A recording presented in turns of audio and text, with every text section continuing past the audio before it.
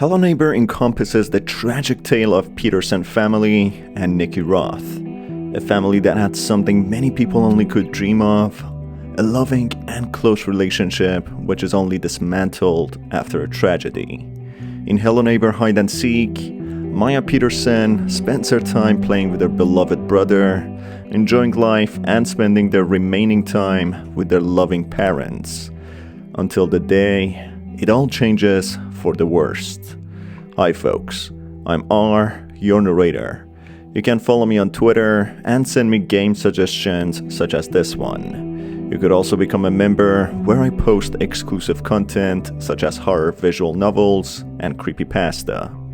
Hello Neighbour was the highest requested game by you folks in the latest poll. Therefore, this video will contain spoilers about the Hello Neighbour series. With that in mind, let's begin.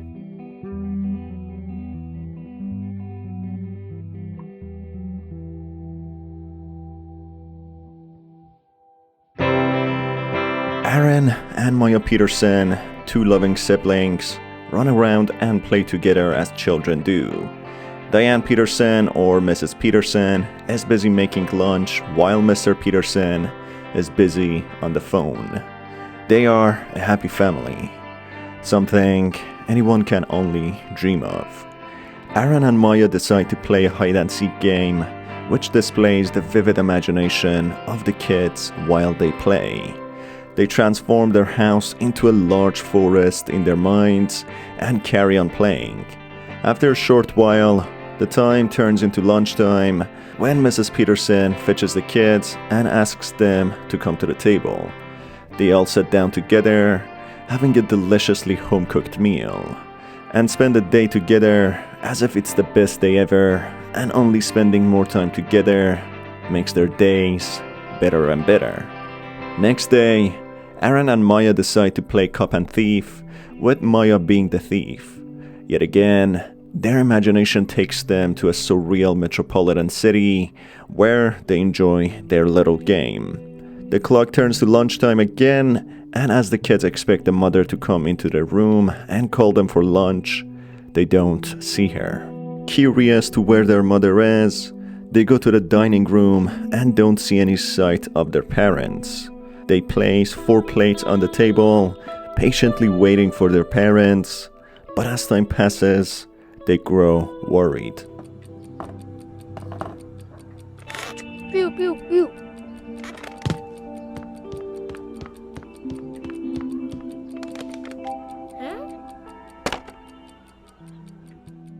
Next day, Aaron picks up their telephone to call their parents, but the line doesn't connect.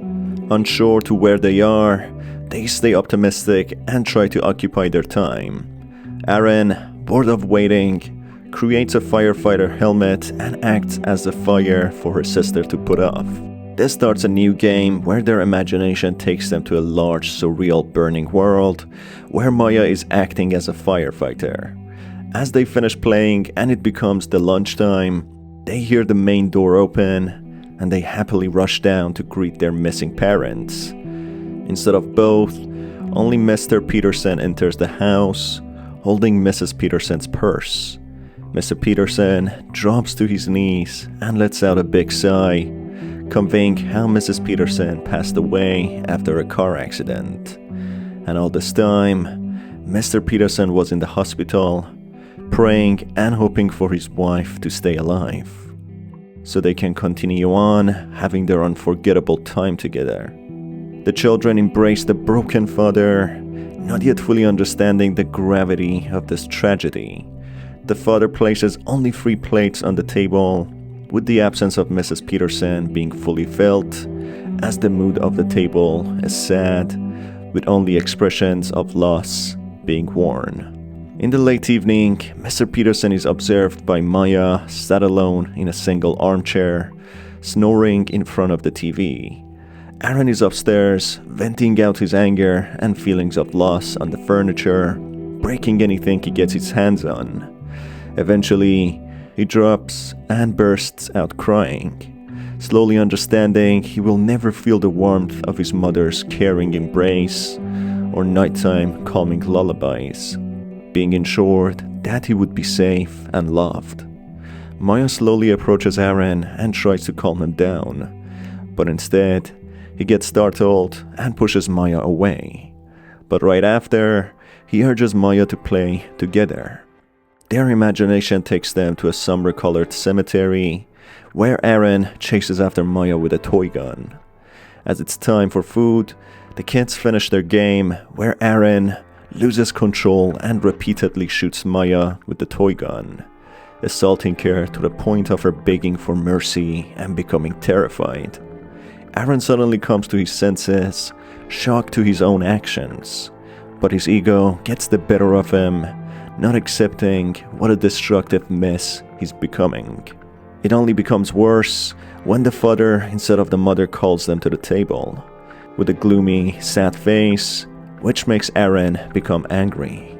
On the table, Aaron, still angry about the situation, starts teasing Maya to the point of pushing her with her plate falling and breaking. This only angers Mr. Peterson, who commands Aaron to leave the table. As Aaron leaves, he takes Maya's doll and mocks her, which incites Maya to go after him, but the father instructs her to let the situation pass and for her to stay at the table.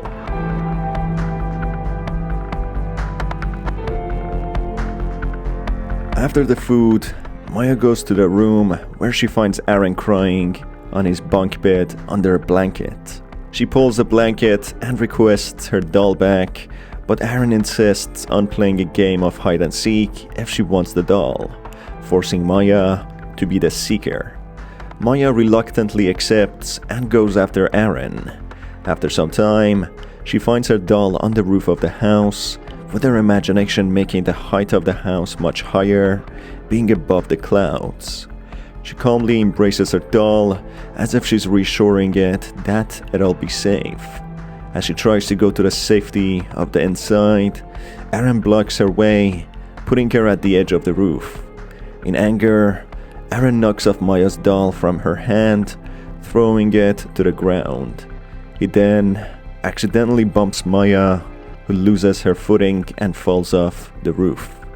When everything goes in slow motion, she observes the terrified look on her brother's face, while she hears a soothing melody, as if she'll be okay from now on. She wouldn't have to suffer the pain of feeling of loss and the sadness of her father and brother.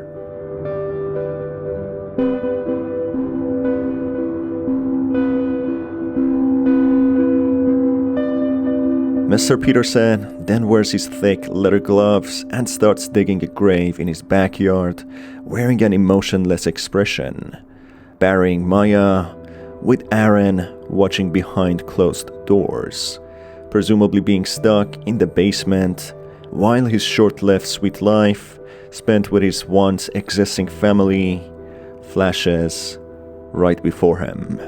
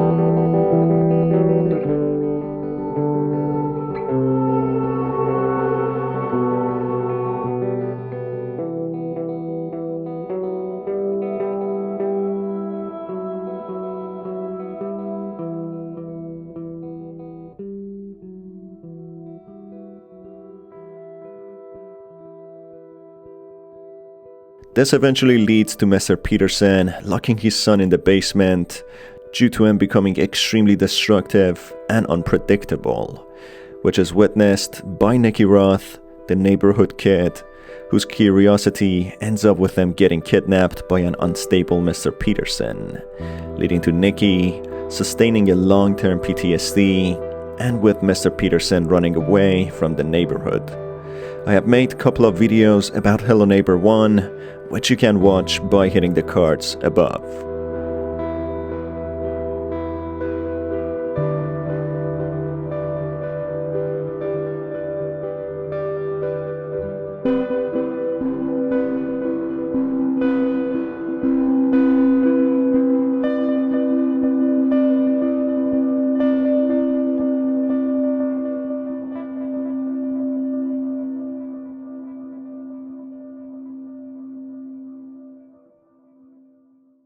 That's it for today's video, folks.